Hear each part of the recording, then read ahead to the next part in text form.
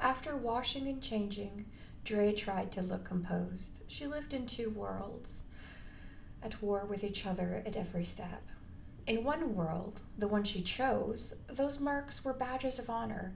In the other world, her mother chose for her, they were marks of disgrace. She braided her hair and dabbed powder over the worst of it.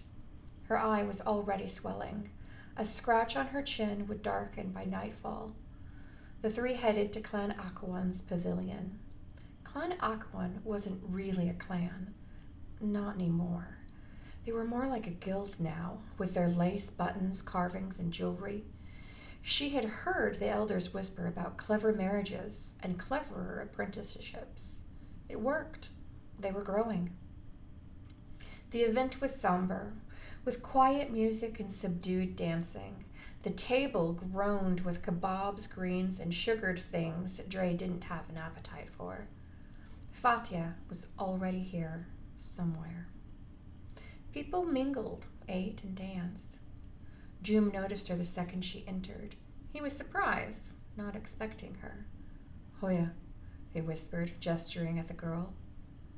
Oh, by the house colors, you're a dangerous little street rat, as the eldest daughter of House Sano. Hoya grinned. Her mother must be delighted. Grateful the food was already served, Dre, Roma, and Sen rushed the table, piling their plates high.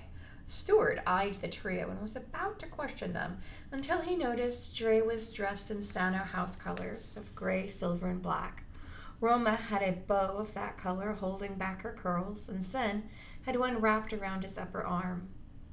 I don't see her, Mom, Roma whispered, leaning across Sen toward Dre.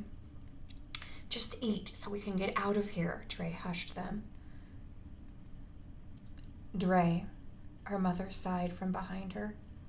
Dre flinched in response. The soft lilac perfume touched her nose. She stood to face her. The chair scraped across the floor, tipping. Roma caught it and set it upright, wishing she could disappear. Next to her, Sen moved to stand. Roma gripped his wrist and mouthed the word, no. Dre was in a world where neither of them could protect her. Mother, Dre smiled. Even as blood rushed to her cheeks, she curtsied low, as was custom. Dre and her mother weren't what some would consider close. Dre spent more time with seamstresses and nursemaids. Look at you, Fatia Sano lifted a strand of Dre's hair and let it fall again. Fighting? You have an opportunity your friends can't dream of. You silly girl. I'm sorry. Dre kept her eyes downcast. Mercenary law is the rule of the land, Mother. Father sees my efforts bring honor to the family. Honor? Is that what it looks like? Fatia touched Dre's bruises sadly. I just hate how you're wasting your talents. Look at you. Beaten half to death. And all of this happened today, didn't it? By the old gods, look at your hands. She sighed with resignation. You know your father is very sick. And if you were smart, the threat was only faintly veiled. Contracts her father had signed could be renegotiated by Fatia. And Fatia would wield Dre's future like a tool. Stop it, Mother, Dre whispered. I've met you halfway. I work for the house. I'm here, doing your bidding out of loyalty to my father. This is not where my future lies. She glanced up at her mother's face, her mind questioning how close that day had come. Was her father worse? Fatia smiled softly and continued. You could stop this and focus on keeping your family guild happy. You have talents. You could do well at home. We're not, Dre was confused. We aren't one yet, Fatia said, stepping closer and lowering her voice. If Akawan can do it, so can we. But you need to stop this. Come home, work full-time, and perhaps marry someone useful. Even unwed, Dre, you have talents. You could elevate us both. Fati was holding her hands, desperate in her argument. Dre met her mother's eyes. The hurt, disappointment, and concern were all like a knife in her heart. The thought of marrying and spending the rest of her life sewing was worse. Fatia's chin tilted subtly toward one of the other Aquan boys. Lean, awkward, very available. Mom, Dre shook her head, but offered no more resistance. Go mingle, Fatia encouraged, then commanded, try, please. You might be surprised. Mother, Dre shook her head. This isn't who I am. Please?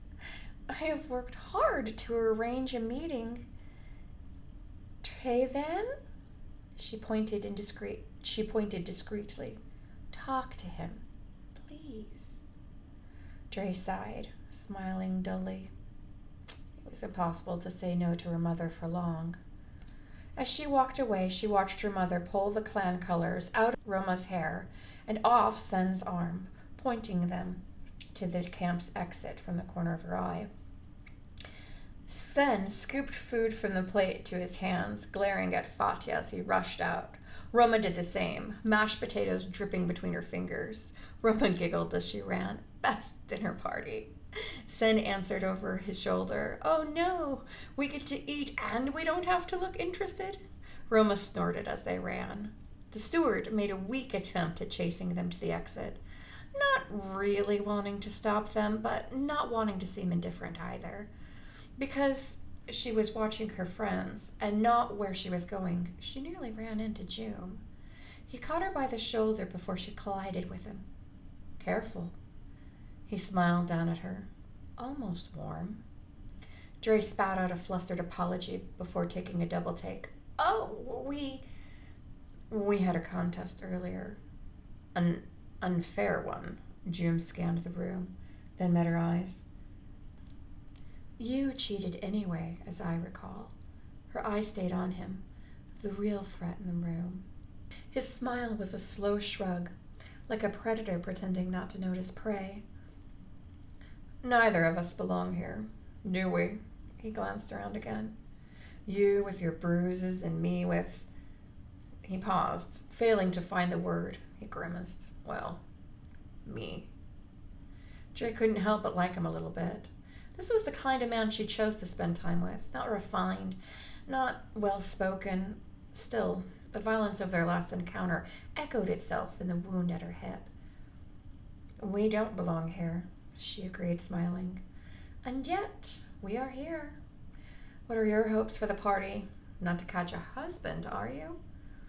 What? Joom glared down at her. She nearly dropped her glass at the sudden change of mood. He paused, then smiled slowly, catching the joke. That's your job, then. Dre nodded, about to leave. You don't belong in either world, do you, Dre? He smiled, gripping her arm slightly. Dre tilted her head, not sure if he was kidding. Frightened, but intrigued. A man in combat wasn't the same man over cups. Circumstances had set them against each other earlier today, and now she knew better not to take terminant behavior personally. I have responsibilities in both, it seems. She smiled slightly. Joom was well known. She placed him now. Joom, the guild champion, with a reputation for violence and victories. He couldn't let her get the upper hand. His career wouldn't stand it. Dre rolled her glass in her hand, considering him too long. His eyes stayed on her, predatory. It pricked her skin.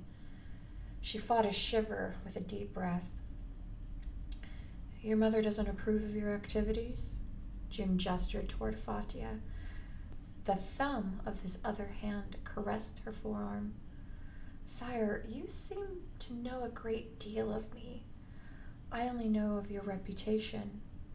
My friend Hoya is in the business of knowing things. Don't be alarmed.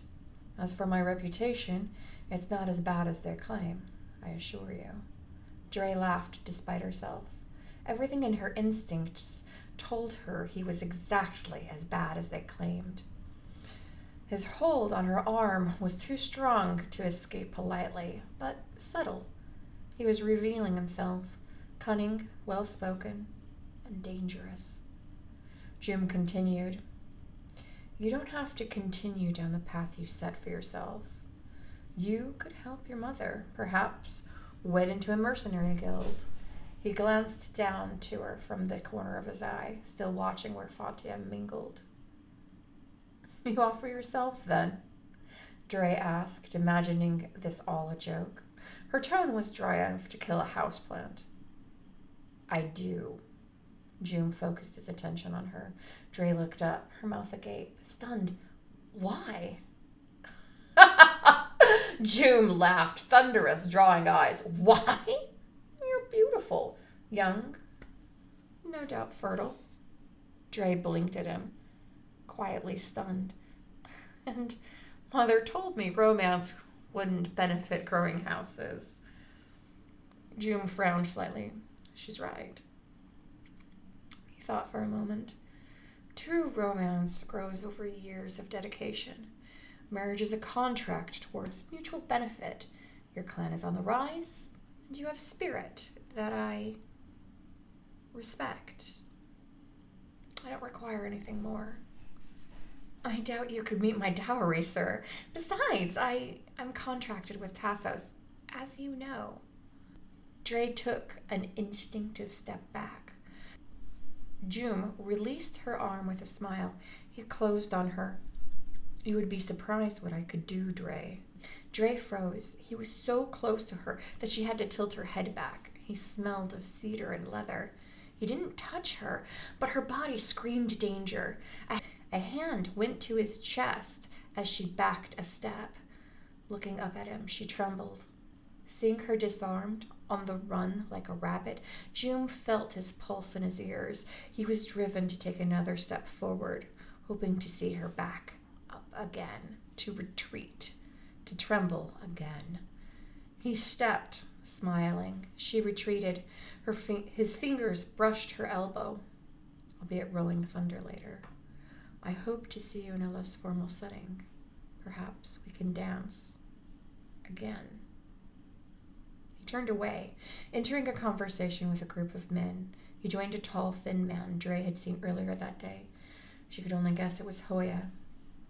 Drei turned and moved fast, setting her cup down and heading towards the nearest door. He had called it a dance. The retreat. The threat of his body, the contrast of his smile. She needed air and space.